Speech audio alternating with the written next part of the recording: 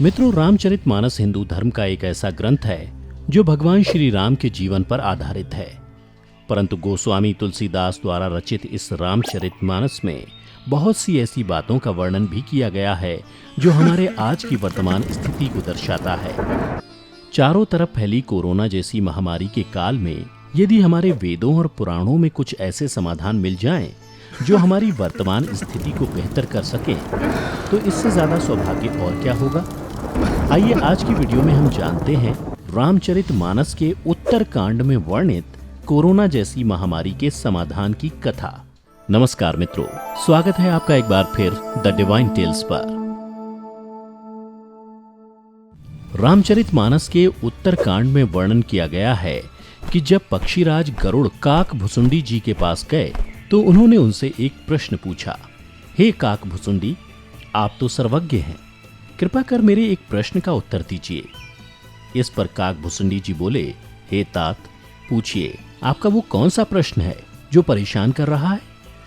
फिर पक्षीराज गरुड़ बोले, हे काकभुसुंडी, मैं आपसे मानस रोग के बारे में जानना चाहता हूँ।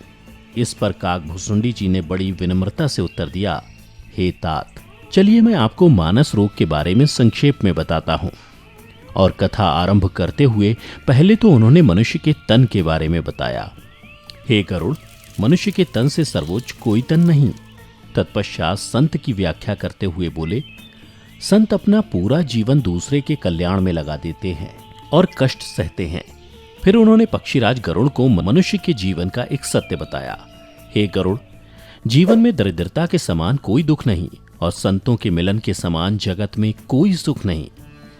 तत्पश्चात काकभुसुंडी जी ने कथा को आगे बढ़ाते हुए बताया, जो अभिमानी जीव देवताओं और वेदों की निंदा करते हैं उनका नरक में जाना निश्चित है।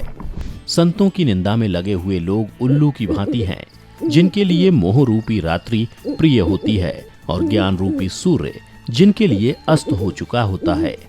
काकभुसुंडी आगे बताते हैं कि कलयुग में मनुष्य पाप आचरण करने वाला हो जाएगा।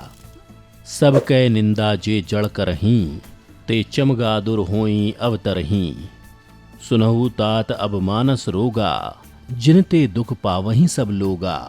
अर्थात काकभुसुंडी जी कहते हैं, हे तात, जो मूर्ख मनुष्य सभी की निंदा करते हैं वो अपने अगले जन्म में चमगादड़ के रूप में जन्म लेते हैं। फिर काकभुसुंडी जी गरुड़ जी से बोले, हे पक्षीराज, अब मनुष्यों के रोगों के बारे में सुनिए जिनसे सभी लोग दुख पाएंगे। मोह सकल व्याधिन कर मूला, तिन्हते पुनि उपहि बहुसूला। काम बात कफ लोभ अपारा, क्रोध पित्त नित छाती जारा। अर्थात सब रोगों का मूल मोह यानी अज्ञान है और इन व्याधियों से बहुत से अन्य शूल अर्थात रोग उत्पन्न होते हैं। इससे काम बढ़ता है जिससे वात रोग होता है। लोभ अपार बढ़ा हुआ कफ है और क्रोध से पित्त बढ़कर छाती को जलाता है। आगे काकभुसुंडी जी बताते हैं, हे पक्षीराज, यदि ये तीनों भाई यानी वात, पित्त और कफ आपसे प्रीत कर ले तो दुखदायक सन्नितात रोग उत्पन्न होता है। कठिनता से प्राप्त होने वाला जो विषयों की मनोरथ है वे ही सब शूल कष्टदायक रोग हैं। उनके नाम को कौन जानता है, अर्थात वे अपार हैं, कई तरह से व्याप्त होते हैं। काकभुसुंडी द्वारा वर्णित इस रोग की तुलना आप वर्तमान में सर्वत्र व्याप्त महामारी कोरोना से कर पा रहे होंगे, क्योंकि ये समस्त लक्षण उसी के हैं।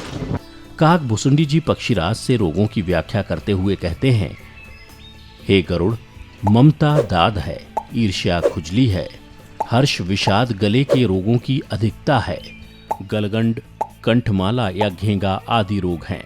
पराये सुख को देखकर जो जलन होती है वही क्षय, दुष्टता और मन की कुटिलता है। फिर काकभुसुंडी जी ने गरुड़ जी से कहा, हे पक्षीराज, अहंकार अत्यंत दुख देने वाला डमरू अर्थात गांठ का रोग है, जिसे गठिया भी कहते हैं। दंभ, कपट, मद और मान नहरुआ यानी नसों का रोग है। तृष्णा बड़ी भारी उदर, वृद्धि जलोदर रोग है। पुत्र, धन और मान 3 प्रकार की प्रबल इच्छाएं हैं। मत्सर और अविवेक 2 प्रकार के जवर हैं। इसी प्रकार अनेकों ऐसे रोग हैं जिन्हें मैं आपसे कहां तक बताऊं। एक व्याधि बस नर मरहीं, ए असाधि बहु व्याधि। पीड़ित संतत जीव कहूं सो किम लह समाधि। अर्थात हे गरुड़, एक ही रोग के वश होकर मनुष्य मर जाते हैं। फिर ये तो बहुत से असाध्य रोग हैं जो जीव को निरंतर कष्ट देते रहते हैं। ऐसी दशा में वो समाधि अर्थात शांति को कैसे प्राप्त करें? हे पक्षीराज, नियम, धर्म और आचार यानी उत्तम आचरण, तप, ज्ञान, यज्ञ, जप, दान तथा और भी करोड़ों औषधियां हैं, परंतु हे गरुड़ जी, उन औषधियों से कोई रोग नहीं जाते।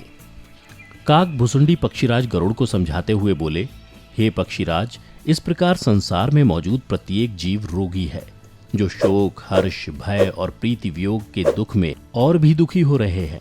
अभी तो मैंने केवल थोड़े से ही मानस रोग कहे हैं, ये हैं तो सबको, परंतु जो इन्हें जान पाए वो कोई विरला ही है।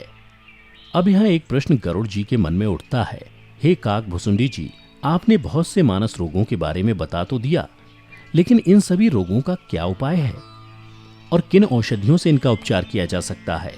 तब काक भुसुंडी जी ने गरुड़ जी को उत्तर दिया, संसार में सभी रोगों से छूटने और बचने का एकमात्र उपाय है राम नाम का भजन। राम कृपा ना सही सब रोगा, जौ एहि भांति बने संजोगा।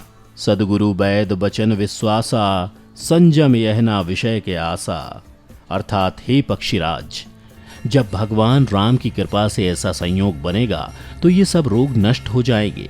दूसरे शब्दों में राम नाम के संकीर्तन का कलयुग में सबसे अधिक महत्व है।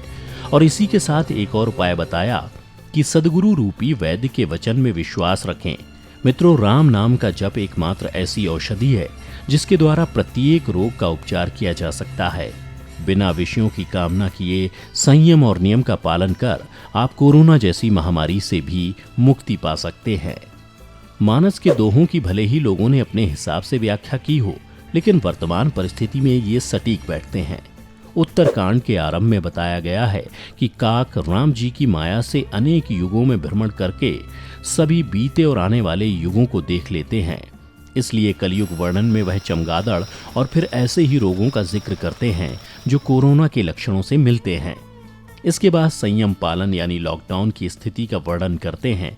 इसलिए रामचरितमानस पर यकीन करते हुए इस संकट की घड़ी में संयम और नियम का पालन कर राम भजन करते हुए आत्म उद्धार का चिंतन करना चाहिए। तो मित्रों, आपको हमारी आज की ये वीडियो कैसी लगी नीचे कमेंट करके जरूर बताएं और हमारे YouTube channel the divine tales को सब्सक्राइब करना ना भूलें। और यदि इससे जुड़ा कोई भी सवाल आपके मन में आता है तो नीचे कमेंट बॉक्स में कमेंट करके हमें जरूर बताएं।